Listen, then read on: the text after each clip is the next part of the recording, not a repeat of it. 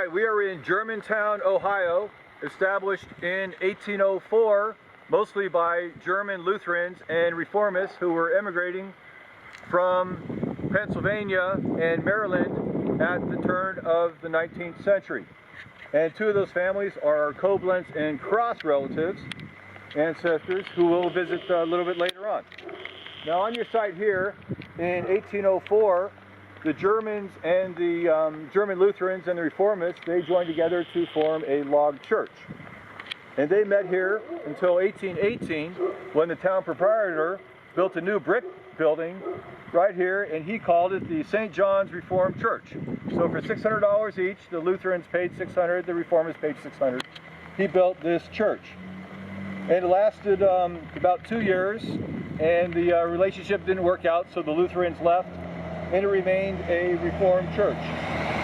So, the church is run by Reverend Thomas Winters, and Thomas Winters was the father of David Winters, who's responsible for plucking Peter Cornelius Prugh from his flock of students and sending him up to Marshall College in Mercersburg for Peter Cornelius' education.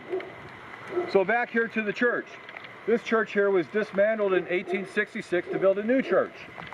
But after 10 years, they ran out of money, and in 1876, they hired Peter Cornelius Prugh to run the congregation and act as a trustee to rebuild the church. So Peter raised about $3,000 from the community and a little more money, and he built this church right here in 1876 to 1867, as you see it today. So Peter served here until 1882, and then he moved on to Butler, Pennsylvania to become the superintendent of the St. Paul's Orphans Home.